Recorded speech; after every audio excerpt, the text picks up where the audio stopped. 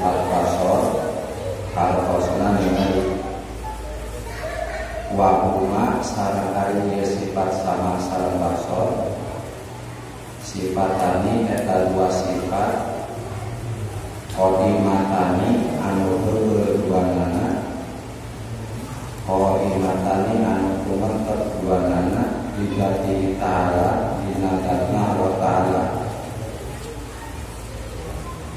yang kasihu narima kabuka bihima kalayan sifat sama sareng basor naon al-mawjudu pirang-pirang mawjud pirang-pirang perkara maya wadituhma sareng ari lalawanan sama sareng basor as-somamu eta sifat somam hartos natore wal aman sareng sifat aman hartos natore wadalilu sareng dalil akli ijmai dalil akal lan deret anu global ala dalika karena dari nakli padalilu sareng dalil nakli ala dalika karena terus dicarios tadi eta qaul ta'ala wa ta'ala wa huwa samiul basir ayat wa huwa samiul basir bahwa sareng ari Allah as-samiul maha ngarungu al-basir alhamdulillah pada kesempatan malam ini kita semua dapat berkumpul bersama di dalam masjid ini dalam rangka melaksanakan salah satu kewajiban yaitu thalabul ilmi. Mudah-mudahan amal ibadah kita semua diterima oleh Allah Subhanahu wa taala. Sebelum kemana-mana kita lanjutkan materi yang tadi telah dibaca. Wajibu dan wajib di sini adalah wajib akli, wajib menurut hukum akal. Karena kata wajib itu bisa berarti wajib akli, bisa berarti wajib adi itu wajib adat, bisa berarti wajib syar'i. Kalau wajib syar'i itu wajib menurut agama, ma yuthabu fa'iluhu wa yu'aqabu tariku. Wajib menurut hukum agama itu yaitu sesuatu yang diberi pahala orang yang mengerjakannya dan disiksa orang yang meninggalkannya. Nah di sini bukan wajib syar'i, tapi wajib akli. Definisinya ma yatasawwaru atau ma yutasawwaru fil akli wujubu wa la yutasawwaru fil akli adamu. Sesuatu yang bisa dimengerti oleh akal adanya, sesuatu yang adanya bisa dimengerti oleh akal dan tidak bisa dimengerti oleh akal kalau tidak ada. Itu arti akal itu tidak akan mengerti kalau dikatakan itu tidak ada, dan akan mengerti kalau dikatakan itu ada. Contoh seperti ini gelas. Pembuat gelas kita tidak melihat pembuat gelas, tapi menurut akal kita, akal akan mengerti ketika dikatakan ini ada yang membuat gelas. Akal kita akan mengerti, oh iya. Tapi menurut akal kita pasti ini gelas, ada yang membuat gelas, karena gelasnya ada. Walaupun si pembuat gelas itu tidak terlihat, tidak terdengar, tidak nampak lah, tekapangi gitu. Secara hisi, secara panca indera itu tidak disebutkan. Tapi akal itu menemukan bahwa pembuat gelas ada. Nah, kedudukan pembuat gelas itu namanya wajib akli, harus menurut akal. Nah, sifat Allah di sini juga itu wajib akli. Akal tidak akan mengerti ketika sifat Allah hayat misalkan atau ini sama basar, itu tidak. Fi haqqi ta'ala, ini hak Allah, hak yang tidak ditanggungan akan penetapan para ulama, hak yang tidak ditanggungan akan dipercaya oleh makhluk. Jadi walaupun tidak ditetapkan oleh ulama, tidak dipercaya oleh makhluk, tetap Allah itu sama dan basar. Allah itu maha mendengar, maha melihat. Dan yang harus diketahui bahwa wahuma sifatani qolimatani bidati ta'ala, sifat sama dan basar itu, Allah mendengar dan melihat itu sifat yang keduanya qadim. Qadim itu tidak pernah tidak ada. Jadi dari awalnya juga Allah itu sudah mendengar, Allah itu sudah melihat. Beda dengan kita ya, manusia. Wallahu akhrajakum min butuni ummahatikum la ta'lamuna syai'a wa ja'ala lakumus sam'a wal absara wal af'idah qalilan ma tashkurun. Wa ja'ala lakumus sam'a, yang pertama Allah jadikan untuk bayi itu as-sam'a. Pertama bayi bisa mendengar, belum bisa melihat Pak. Jadi asalnya bayi itu tidak mendengar, tidak melihat. Kemudian diberi pendengaran. Itu hadis itu baru tidak qadim, karena dimulai oleh tidak ada, dimulai oleh tidak mendengar, dimulai oleh tidak melihat. Nah Allah itu ada qadimatan. Kalau manusia kan mendengar, kemudian beberapa saat, beberapa waktu baru bisa melihat.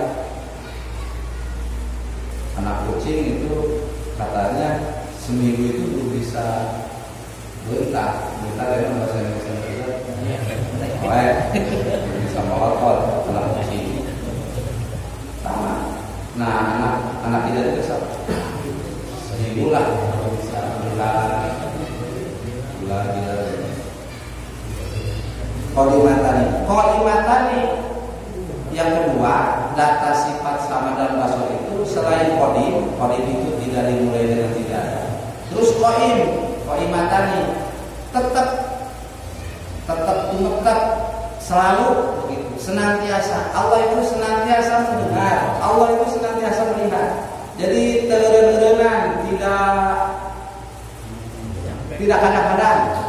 Kadang-kadang kita pun melihat, kadang-kadang mendengar, kadang-kadang. Kalau otak kita lagi melamun, bagi ada yang dipikirkan, sangat menyita perhatian otak kita. Berhenti Pak, ngobrol dengan orang lain, pikiran kita sedang halus. Itu yang di setelah ngobrol itu enggak dekat.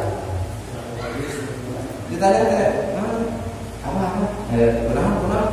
Pantat tadi kan ngomong gitu. Ya udah, sedang mengaji juga sama. Melotot. Dari awal ngaji sampai akhir melotot. Tapi ketika ditanya di rumah oleh istri, tadi Pak Ustaz nggak bahas naon? Ya biasalah. Kamari. Masuk gitu. Nah awal itu senantiasa tidak seperti itu. Beda ya dengan Pak. Kemudian yang kasihku bihi ma'mujud, ini ta'aruf ibadah. Kalau dalam istilah ahli tauhid itu ta'aruf ibadah itu korelasi kegunaan. Ibadah itu kegunaan. Yang kasihku bihi ma'mujud. Jadi ta'aruf ibadah sifat sama dan basar itu inkisar itu membuka. Jadi terbuka dengan adanya sifat sama dan basar segala sesuatu yang ada. Di sini ditafsirkan oleh ulama yang musuh itu min dawati wa aswati wa awani wa wijima. Jadi terbuka dengan adanya sifat sama dan basar itu segala sesuatu yang ada, yang Allah katakan terdengar dan terlihat, baik suara, warna, dan sebagainya. Gitu ya. Sama kita juga oleh Allah diberikan pendengaran, lalu dengan adanya pendengaran yang diberikan Allah kepada kita, terbuka suara-suara, karena korelasinya, hubungannya antara pendengaran itu dengan suara. Andaikan kita tidak diberikan pendengaran oleh Allah, sepi dunia ini. Jadi ngomong-ngomong ke orang makanya kita beli, tapi kan tidak sempurna ya indah. Itu suara yang indah itu bisa mempengaruhi otak. Kalau tentu saja kalau mendengar kita suka tercengang atau terharu, merenung mendengar suara Nabi Quran bagus gitu.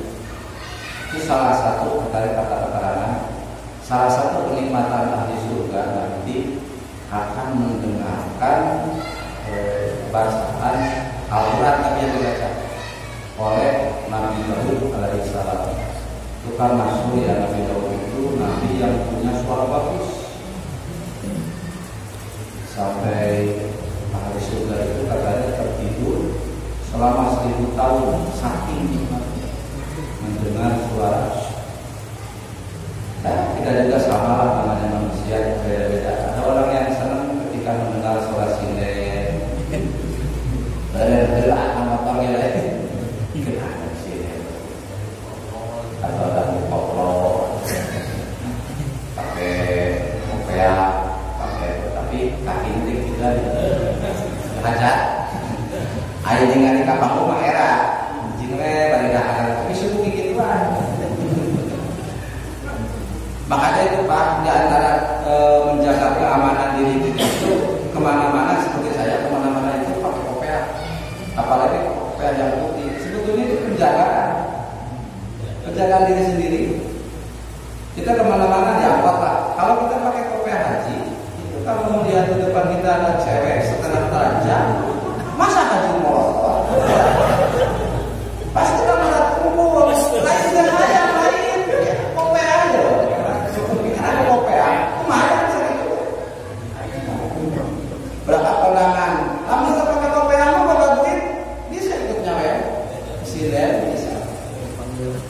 Tapi pakai kopea haji masa mikir 2 kali. Ayo bilang mau haji, jangan haji joget, bilang.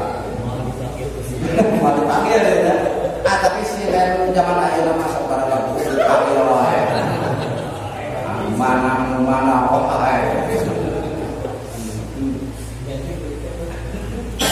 Jadi mensyukuri nikmat pendengaran ini oleh para ulama, di antaranya guru saya yang mengajarkan, itu harus disyukuri, harus diyakini, dimasak, merasa kita jadi pendengaran oleh Allah. Di antaranya pada saat membaca Subhanallah.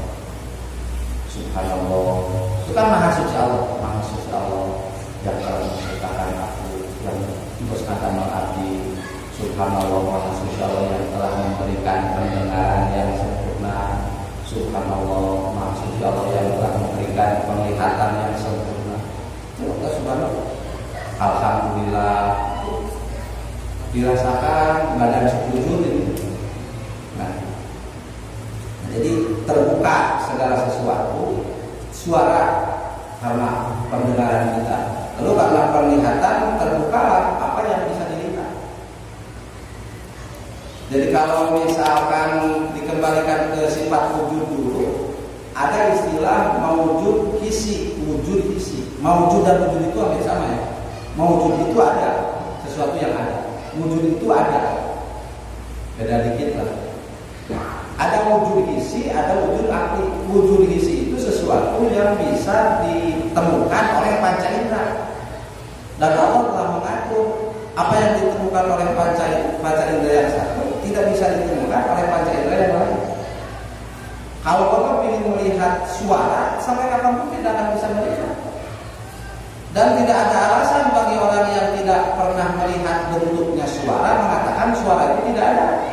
Karena apa? Karena suara itu ditemukan. Bukti adanya suara itu ditemukan, bisa ditemukan oleh pendengar.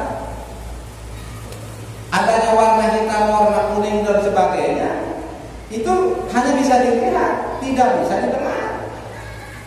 Begitupun bau harumnya, itu tidak bisa dilihat, hanya bisa dicium oleh hidung.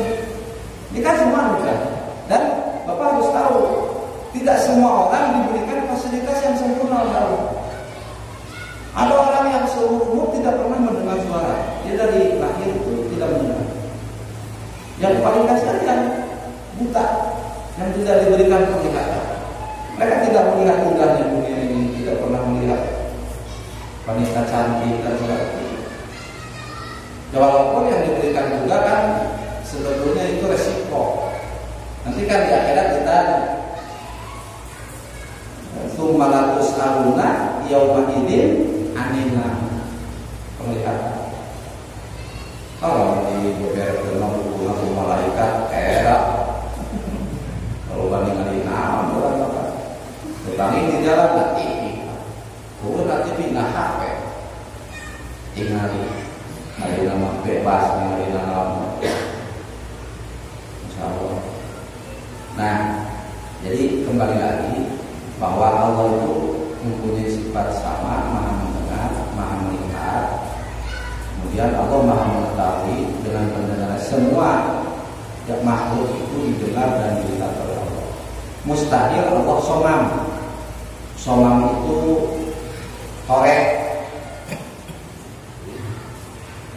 Bisa budak, tuli, parama, lolong teh, buta, mustahil. Tapi Allah beda dengan makhluk ya. Jadi bukan dengan telinga, bukan dengan mata melihatnya. Itu tentu itu harus dijelaskan karena sudah memahami. Nah, yang jadi dalil adalah firman Allah bahwa Sami'un Basir. Kalau itu maha mendengar dan maha melihat. Sebetulnya kalau sudah beriman kepada Allah, itu tidak akan sulit menerima Allah itu maha mendengar dan melihat. Yang sulitnya itu Pak, meyakini itu kemudian keyakinannya itu jadi rasa. Itu yang sulit. Kita yakin Allah melihat, Allah mendengar. Yang sulitnya kita merasa dilihat, merasa didengar, itu sulit. Kalau kita sampai kepada derajat itu, merasa dilihat, merasa didengar oleh Allah, akibat dari keyakinan tadi, itu disebutnya makom muraqabah. Muraqabah itu orang yang selalu merasa diawasi oleh Allah. Amalannya disebut muqarabah, mendekatkan diri. Saya sulit Pak. Kalau kadang-kadang juga sulit, apalagi selamanya kita merasa dilihat, merasa didengar. Ketika orang meyakini merasa bahwa dia dilihat oleh Allah, maka kesannya akan waqafa billahi syahidan.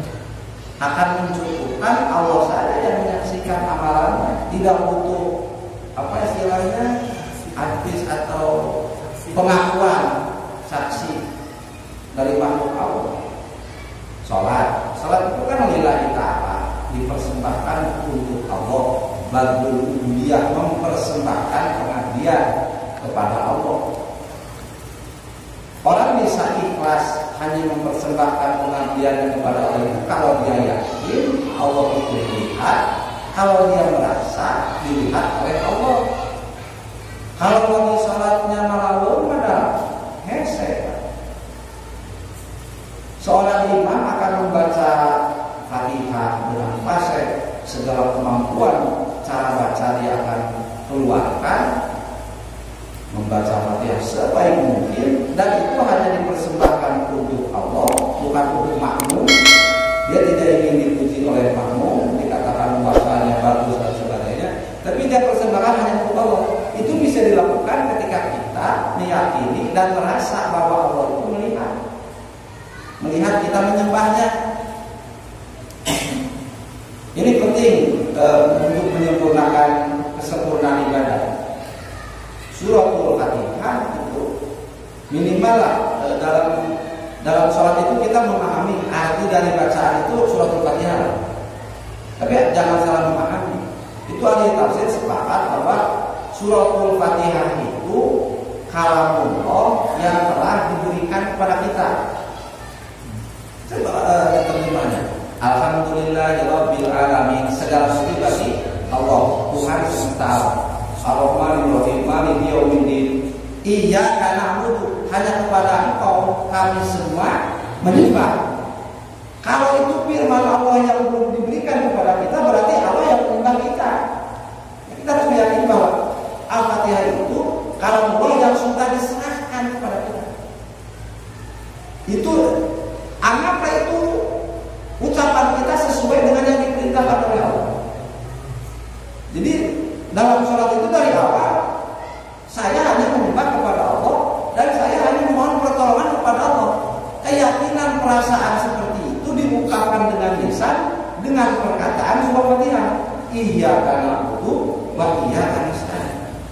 Itu pendidikannya iyaka, bukan iyaku.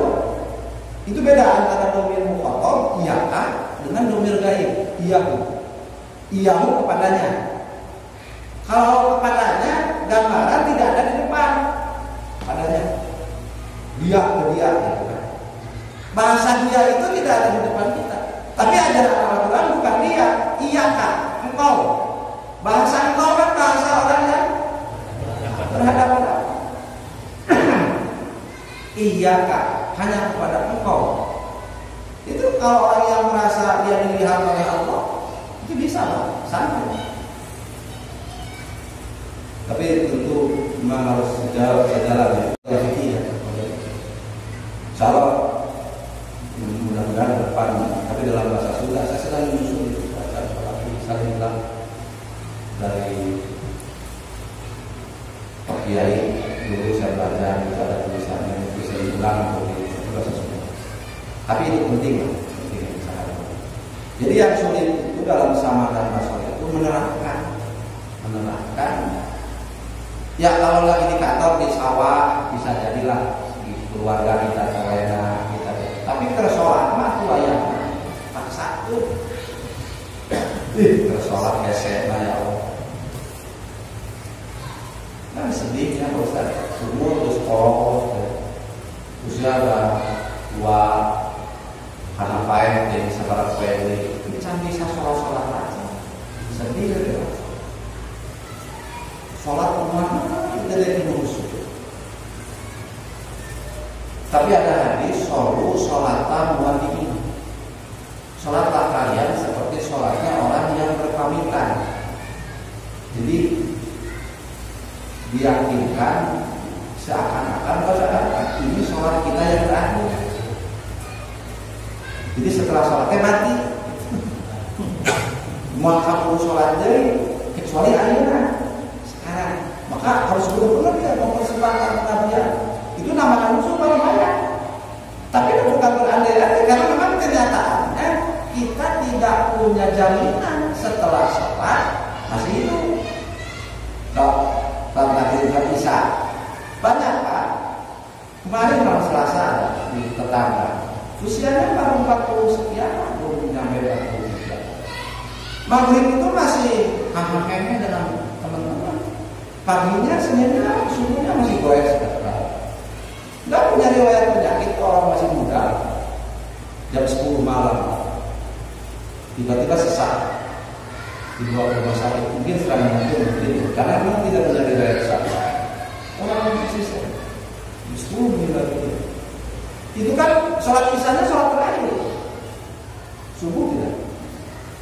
Dan kita tidak ingin seperti itu ya. Tapi kan mati papa suka sholat. Kamu terpenting mana? Mungkin isu berat, terus berat sore. Kamu terus sore isu berat, mati berat. Pasti itu. Makanya kita sifat sama pasal. Makanya refresh ya. Ketika kita berpikir bersama seperti ini, refresh lah pikiran kita. Refresh itu kosongan. Segala sesuatu yang telah terjadi, kita yakin itu masih Allah. Itu kehendak Allah terhadap diri kita. Makanya sesuatu yang telah terjadi ikhlaskan. Jangan jadi beban, jangan jadi penyesalan, jangan jadi kekecewaan. Itu sudah diatur. Usaha untuk maju, usaha yang gagal, apapun yang kita anggap gagal yang kira-kira mengakibatkan kekecewaan berkepanjangan di dalam diri kita, ikhlaskan. Karena tidak akan bisa diulangi lagi. Dan itu adalah masyiatullah. Masyiatullah itu kehendak Allah, ketentuan Allah. Yang siapapun tidak bisa menolak. Ikhlaskan. Bebas. Terbuka pedih, terbuka kendali, terbuka nyakal, terbuka kesedih dengan apa yang telah terjadi. Karena itu ketentuan Allah dan kekuasaan Allah. Ikhlas, bersihkan. Terus kita jangan khawatir terhadap apa yang akan terjadi, karena apa yang akan terjadi itu sudah direncanakan oleh Allah, sudah ditentukan oleh Allah. Kurang apa rencana kayak cantan bukti. Kita punya rencana, tapi belum tentu bukti yang akan terbukti, yang akan terjadi itu rencana Allah.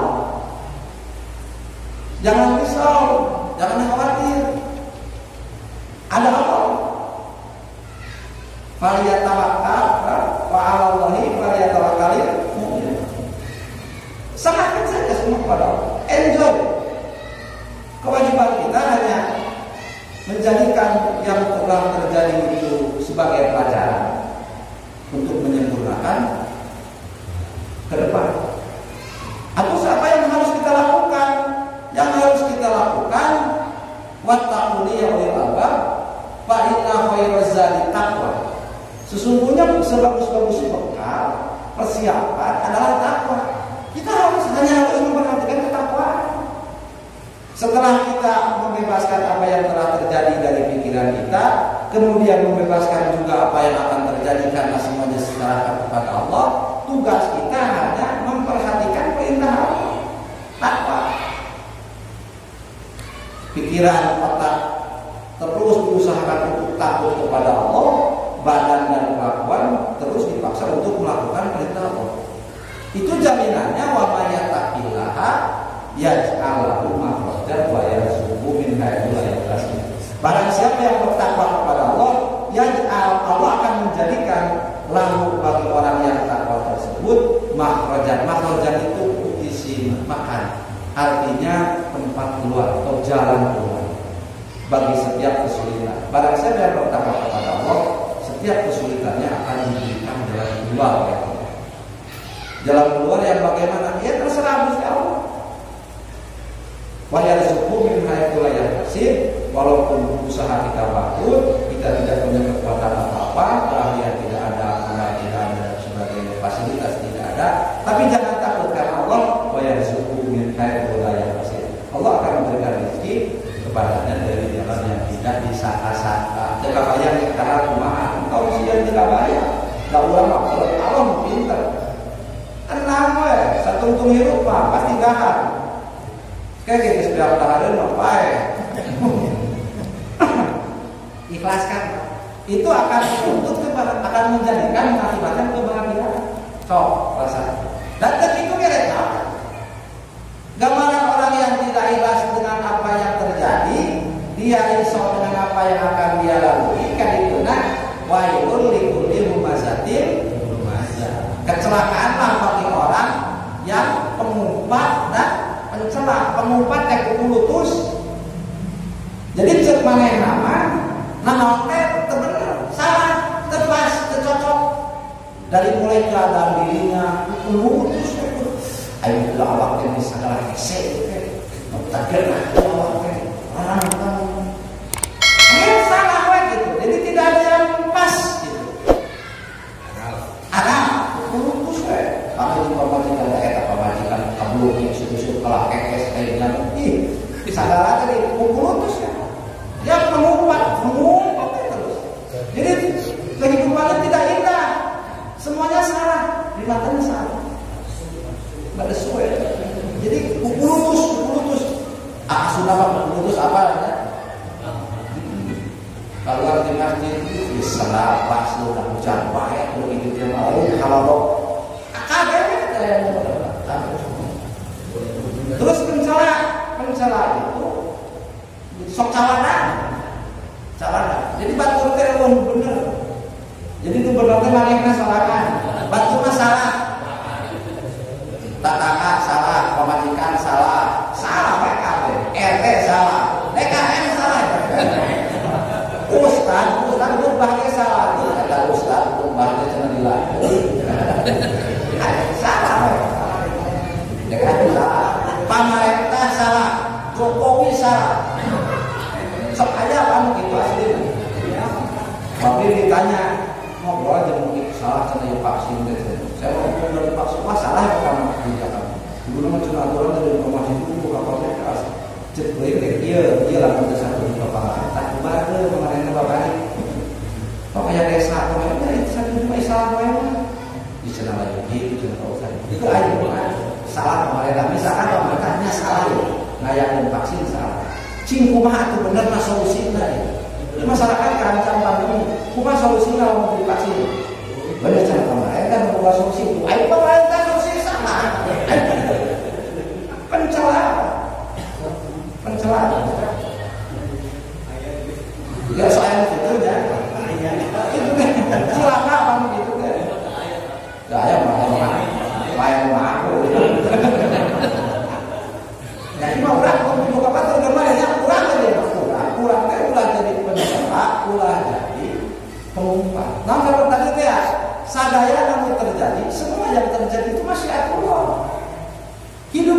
dunia ini memang seperti ini, Pak. Udah ada seperti dia dihajar. Jangan kira Allah tidak kuasa menjadikan semua orang benar. Jangan kira tidak kuasa. Allah babari gampang aku jelma apa yang babari. Jelma apa yang benar, itu buat apa susahnya buat Allah. Tapi kan Allah tidak berbuat itu. Didesainnya kehidupan itu seperti ini. Ada sesuatu yang kita inginkan tidak tercapai kan begitu. Kita harus mengerti alladzi khalaqal mauta wal hayata liyabluwakum ayyukum ahsanu amala. Hidup ini bukan tentang siapa yang paling kaya, siapa yang paling sukses, siapa yang dapat jabatan tinggi, bukan. Siapa yang mampu berbuat baik. Hidup ini seperti itu, Pak. Karena selain kebaikan itu tidak berguna. Mengapa tidak berguna? Akan ditinggalkan. Seumur hidup, seluruh potensi yang diberikan Allah itu habis semua untuk jabatan, untuk harta. Taruhlah kita sukses, harta banyak, uang banyak. Tapi kan ditinggalkan. Buat apa ditinggalkan? Buat apa dicari kalau ditinggalkan? Kan logikanya seperti itu. Ada orang yang berbuat salah terus kita sebelumnya bisa aja dia itu omongan kalau keluarkan sebelumnya kan. Gaweana bisa belum. Eta tahu jeung pamajikanna rumah tangga tapi amakeun batu. Kekeun wae udah urusan urang. Uruskeun batu wae. Lahiriahnya dia kan yang berbuat, tapi ingat itu masyiat Allah. Itu disengaja oleh Allah. Dia itu ciptaan Allah dan disengaja oleh Allah seperti itu. Serahkan apa? Habis Allah. Bukan berarti kita jangan kritis ya. Kritis itu baik, Pak. Kritis itu suka mengkritik, baik. Apalagi kalau kita mengkritisi pemerintah itu baik. Kalau kata Rasulullah SAW, jihad yang paling akbar, jihadul akbar itu, jihad besar, perjuangan besar itu ketika seseorang mau menceritakan kebenaran di hadapan pemerintah. Sultan Dolim ada pemerintah yang salah. Kita mengatakan kebenaran di hadapan itu jihad, jihadul akbar. Tapi apakah memang kita ingin meluruskan? Itu yang menjadi pertanyaan. Kalau kita ingin meluruskan, berarti kita tahu yang lurus itu seperti apa. Misalkan di sini DKM itu salah, dikatakan salah misalkan. Lalu kita mengkritisi kebijakan DKM, itu kita harus siap. Mengapa kita mengatakan DKM itu salah? Yang benar itu yang bagaimana? Dan yang benar itu bukan menurut pikiran kita, menurut hukum. Allah dan Rasulnya yang punya kebenaran. Kalau begini baru mereka ini salah karena menurut Quran dan hadis seperti ini. Bukan mereka salah. Kenapa salah? Tidak sesuai dengan pendapat saya. Itu bukan kebenaran. Egois gitu. Egois dan egosentris. Egois itu merasa menang sendiri, ingin menang sendiri. Egosentris itu ingin memasukkan isi kepala dia kepada isi kepala orang lain. Jadi silah batur teh kudu seperti silah manehna. Pikiran batur teh kudu seperti pikiran manehna. Apa bisa? Silah beda. Sudut pandang orang itu berbeda-beda tergantung pendidikan, lingkungan dan sebagainya. Tidak bisa dipaksakan harus sama. Satu kita kalau ingin mengkritisi, kita harus tahu kebenarannya. Yang kedua caranya ini. Cara itu jangan dengan caci maki, dengan kata-kata salah. Saya ingat riwayat ada seorang khalifah namanya Harun al-Rasyid. Itu ilmu pintar, Pak, soleh pintar. Zaman khalifah Harun al-Rasyid kan keilmuan Islam itu hebat. Kemudian di kitab Zuhud ada ini. Kemudian datang seorang ulama.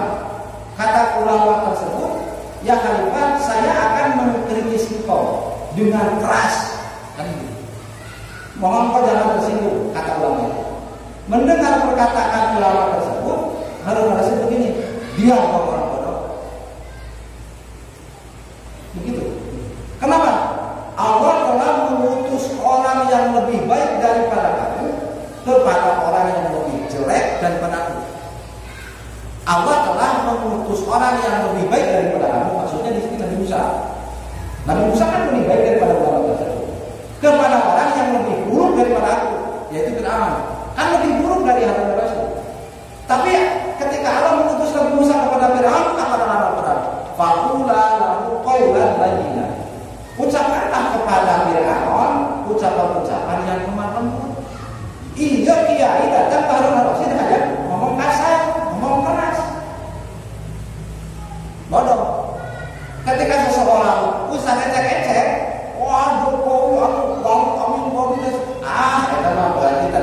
pencela. Wah, itu dikulim pastiin. Itu berangkatnya berantek dulu. Silakan, tidak masalah mungkin karena Allah yang maha sempurna kan. Selain Allah itu yang sempurna itu hanya rokok sempurna. Kalau ada apa? Aku maha besar, aku maha saudara gede, kita bisa jadi salah. Soalnya mesti bisa banyak gede haji, nomor muncul rumah. Ada yang boleh kan tidak apa. Yang penting mah orang sini itu kan papasnya. Sini itu, kajian malu kejadian apa yang terjadi kepada diri, apa yang terjadi kepada kehidupan. Ini adalah masyarakat kehendak Allah. Dan itu semua bisa menjadi sarana kita semakin dekat kepada Allah. Semakin dekat kepada Allah, semakin lurus dengan semakin dekat kita kembali kepada. Nah, jadi dinamika ibadah, kalau misalkan kita dalam keseharian tidak bisa menerapkan sifat sama dan basarnya Allah, masih sulit untuk merasa didengar. Minimal paksakan ibadah.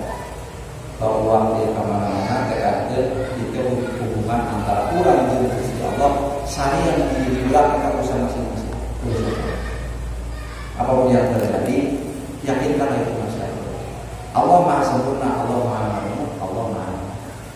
Susah kata.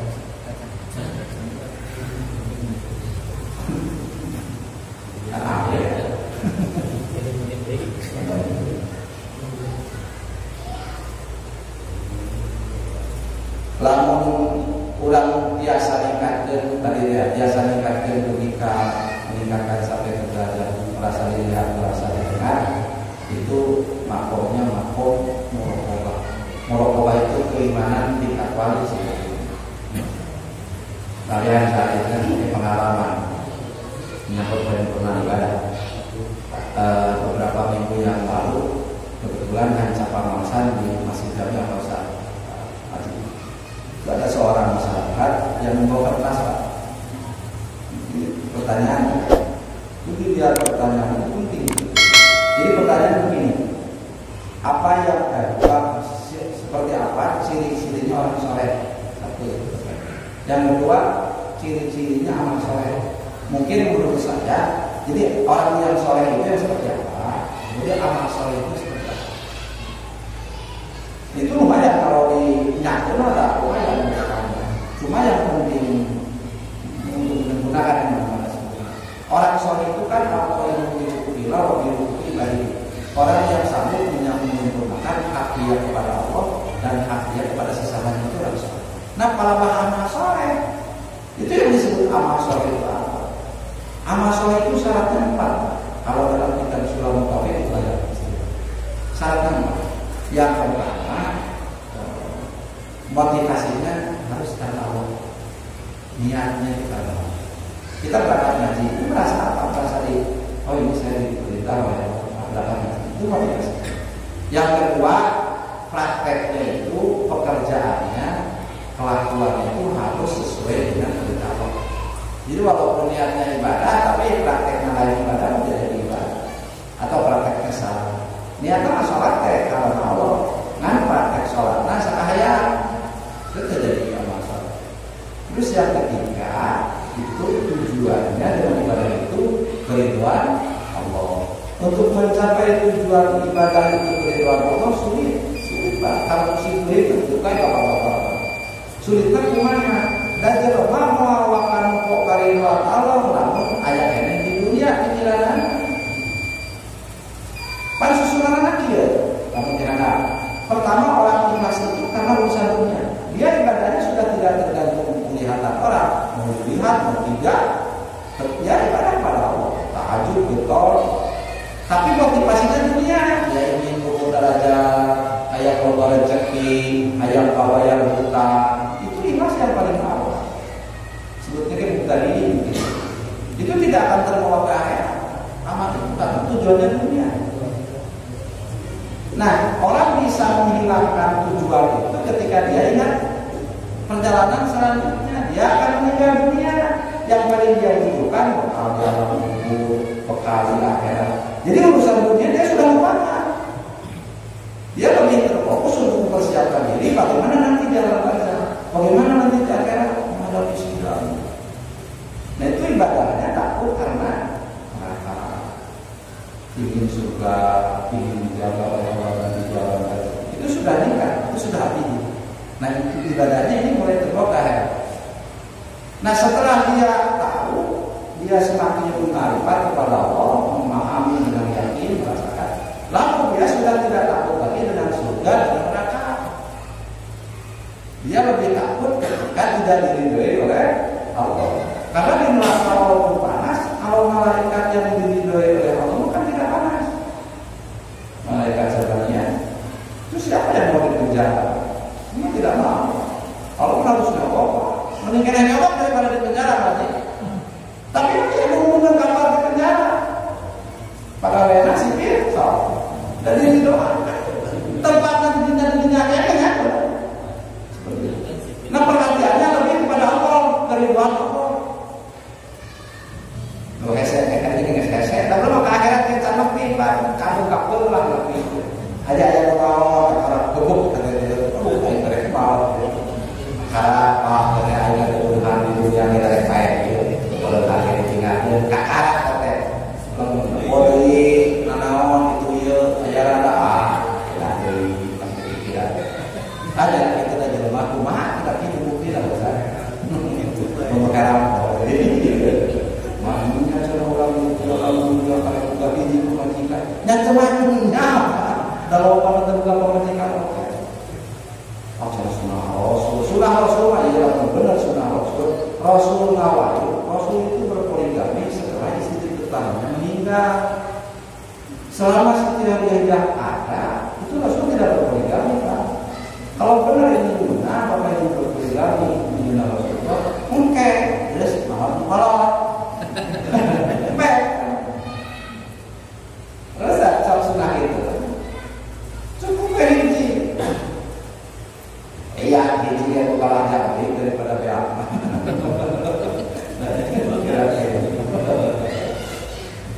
Cekek lah, itu cara molot aja. Mau sebelah apa-apaan gimana? Dia mengkol tina akhirat karena kesehatan. Itu tiga ya, motivasi karena Allah, prakteknya sesuai pada Allah, terus tujuan kita. Yang keempat, keempat itu harus mengakui, harus meyakini bahwa dia mampu melakukan ibadah itu bukan kekuatan dirinya, tapi kekuatan Allah, hidayah dan taufik dari Allah. Jadi mau ujung. Ketika yang tiga tadi yang pertama terlaksana, ini ujung gue melihat ujung itu bangga dengan diri. Ayo tidak ini sudah soal. Pertanyaan unik ya, seperti itu kalau kali itu. Kumaha apakah bisa kita mengikhlaskan amal soleh yang telah kita lakukan pada masa dulu? Tapi kita menyadari dulu niatnya kurang benar lah. Apakah bisa diikhlaskan sekarang? Bisa Pak. Bisa itu kalau mengakui bahwa kita dari dulu baik ibadah buat kebaikan itu adalah dengan masyiatullah, itu adalah pertolongan, inayah, hidayah, taufik. Jadi kita merasa tidak punya amal karena amal itu yang telah kita lakukan, sholat dan sebagainya dari dulu itu adalah pertolongan Allah, hidayah, taufik dari Allah. Itu insya Allah katanya amal yang walaupun hidayah itu akan diterima mereka. Kamu gak tahu mana orang yang gimana? Kali itu proses lah. Apa rata-rata naik kaji dia di sekolah, ya. Kerudak orang naik kaji kan seperti asupan. Itu amal soleh. Nah, kata ulama Buddha, satu amal saja yang cukup 4 syarat tadi itu adalah amalan para wali. Satu hal saja kita sholat misalnya. Atau sholat apa saja? Sholat kumpul yang apa tadi? Motivasinya karena Allah, praktek sholatnya sesuai benar dengan apa yang diperintahkan Allah. Contohkan Rasulullah. Tujuannya dengan sholat ini ingin diridhoi, ingin disenangi Allah. Terus keempat merasa bahwa ini adalah bukan kekuatan diri sendiri, la haula wala quwata illa billah. Itu amalan. Katanya amal hiji ge bahagia hese. Komo deui saumur hidup dianggap amal soleh bisa itu. Itu usaha, mau usah ke pabrik, berangkat ke pabrik.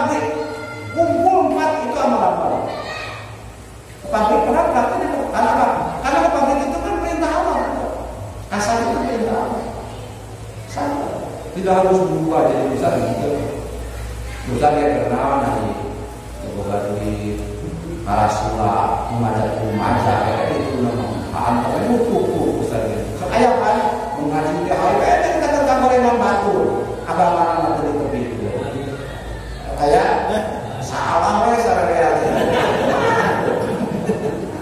ngarekan we hanten pan lu ngadege ulah teh gua teh timah kayak udah nikahan menikah cadang datang apa cek ade itu ustaz itu anak we keur ngaji batu Pak kudu mah wah mudah-mudahan sesuai dengan pengajian ini inilah yang mendapat kita persembahkan kepada Allah Subhanahu wa taala. Mudah-mudahan barokah pengajian ini bertawassul kita kepada Allah. Kita diberikan panjang umur, sehat, barokah, keluarga yang soleh-solehah, jamaah kita yang sedang diberikan ujian sakit dan sebagainya, semoga Allah sembuhkan. Kemudian yang sedang berusaha usahanya diberikan kemajuan kepada cita-cita mudah-mudahan